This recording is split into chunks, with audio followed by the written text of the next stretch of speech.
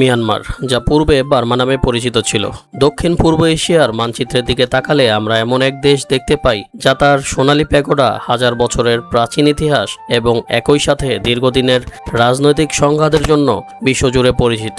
হ্যাঁ, আমরা কথা বলছি আমাদের প্রতিবেশী দেশ মিয়ানমারকে নিয়ে, যাকে ঐতিহাসিকভাবে বার্মা বা সোনার দেশ বলা হতো। প্রায় 5.5 কোটি বছর মানুষের এই দেশটি প্রাকৃতিক সম্পদে বৈচিত্র্যপূর্ণময় জাতিগোষ্ঠী এবং ভৌগোলিক দিক থেকে অত্যন্ত গুরুত্বপূর্ণ একটি অবস্থানে রয়েছে। আজকের ভিডিওতে আমরা মিয়ানমারের ইতিহাস, সংস্কৃতি, অর্থনীতি, রাজনীতি এবং বর্তমান পরিস্থিতি সম্পর্কে বিস্তারিত জানব, যা আপনাকে এই রহস্যময় দেশটি সম্পর্কে একটি সম্পূর্ণ ধারণা দিবে।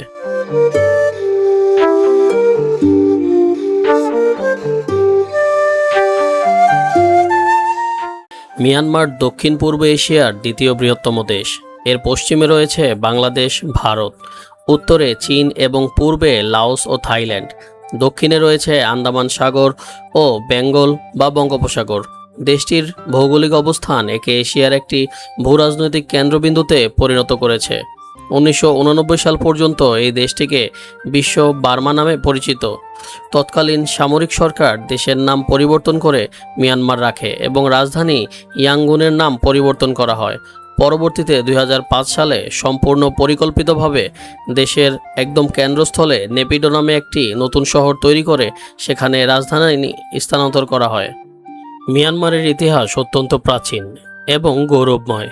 একসময় এখানে বিভিন্ন রাজবংশ শাসন করেছে, যার মধ্যে একাদশ শতাব্দীতে গড়ে ওঠা পাগান সাম্রাজ্য ছিল সবচেয়ে উল্লেখযোগ্য। ওই সময়ে মূলত মিয়ানমারের বৌদ্ধ ধর্মের ব্যাপক বিস্তার ঘটে এবং হাজার হাজার প্যাগোডা বা বৌদ্ধ মন্দির নির্মাণ করা হয়। তবে 19বিংশ শতাব্দীতে ব্রিটিশরা 3টি যুদ্ধের মাধ্যমে পুরো বার্মা দখল করে নেয় এবং একে ব্রিটিশ ভারতের একটি প্রদেশ হিসেবে শাসন করতে শুরু করে। দ্বিতীয় বিশ্বযুদ্ধের সময় জাপানিরা বার্মা দখল করলে দেশটিতে ব্যাপক ধ্বংসযজ্ঞ চলে।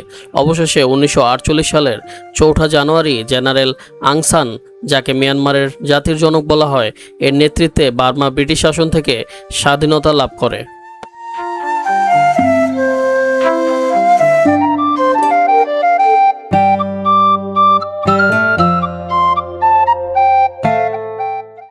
মিয়ানমারকে বলা হয় জাতিগত বৈচিত্র্যের এক বিশাল ক্যানভাস।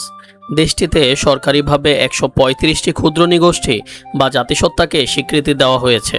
এর মধ্যে সবচেয়ে বড় গোষ্ঠী হল বার্মার বা বর্মী, যার মধ্যে জনসংখ্যার প্রায় 68%।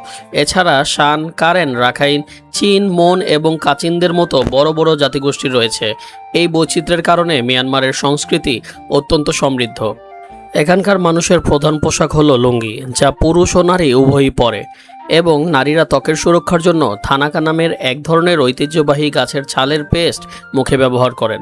এখানকার প্রধান উৎসব হলো থিংয়ান বা জল উৎসব, যা তাদের নতুন বছরকে বরণ করার জন্য উদযাপিত হয়। মিয়ানমারের জনসংখ্যার প্রায় 90% মানুষই বৌদ্ধ ধর্মের অনুসারী, বিশেষ করে থেরবাদ বৌদ্ধ ধর্ম। এজন্য মিয়ানমারকে প্যাগোডার দেশ বা ল্যান্ড অফ গোল্ডেন প্যাগোডাস বলা হয়।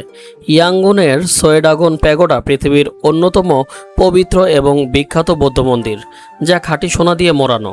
এছাড়া বাগান নামক প্রাচীন শহরে এখনও হাজার হাজার ঐতিহাসিক প্যাগোডা দাঁড়িয়ে আছে, যা ইউনেস্কো ওয়ার্ল্ড হেরিটেজের অংশ।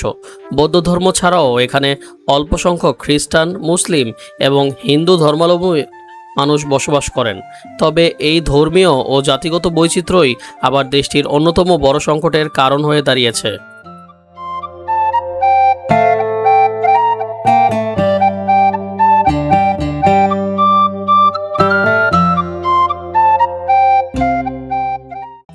স্বাধীনতার পর থেকেই মিয়ানমারের ইতিহাস শান্তি ও স্থিতিশীলতার মুখ খুবই কম দেখেছে। 1962 সালে জেনারেল নে উইনের নেতৃত্বে প্রথম সামরিক অভ্যুত্থান ঘটে, যার পর থেকে দেশটিতে দশকের পর দশক ধরে স্বৈরশাসন চলে। দীর্ঘ আন্দোলনের পর 2015 সালে অং সান সুচির নেতৃত্বে এনএলডি দল নির্বাচনী জয়লাভ হয়। সরকার গঠন করলে দেশটিতে গণতন্ত্রের এক নতুন সূর্য উদিত হয়েছিল, কিন্তু সেই গণতান্ত্রিক পথচলা দীর্ঘস্থায়ী হয়নি। 2021 সালের 1 ফেব্রুয়ারি সামরিক বাহিনী আবার ক্ষমতা দখল করে এবং অং সান সুচি সহ রাজনৈতিক নেতাদের বন্দী করে। এর ফলে দেশটিতে তীব্র গণ আন্দোলন এবং পরবর্তীতে এক সশস্ত্র গৃহযুদ্ধের সূচনা হয়, যা আজ অবধি চলছে। মিয়ানমারের ইতিহাসের অন্যতম অন্ধকার অধ্যায় হল রাখাইন রাজ্যের রোহিঙ্গা সংকট। রাখাইন রাজ্যে বসবাসকারী মুসলিম রোহিঙ্গা জনগোষ্ঠীকে মিয়ানমার সরকার নাগরিকত্ব দিতে অস্বীকার করে এবং তাদের অবৈধ অভিবাসী হিসেবে গণ্য করে। 2017 সালে মিয়ানমার সেনাবাহিনীর বর্বর সামরিক অভিযানের ফলে গণধর্ষণ, হত্যাকাণ্ড এবং অগ্নিসংযোগের ঘটনা ঘটে। ফলে প্রায় 10 লাখেরও বেশি রোহিঙ্গা জীবন বাঁচাতে বাংলাদেশে পালিয়ে আসে, যা বর্তমানে বিশ্বের অন্যতম বড় শরণার্থী সংকট। জাতিসংঘ এই ঘটনাকে জাতিগত নিধনের পাঠ্যপুস্তকীয় উদাহরণ হিসেবে আখ্যায়িত করেছে। অতএব এই বিষয়টি আন্তর্জাতিক আদালতে বিচারাধীন রয়েছে।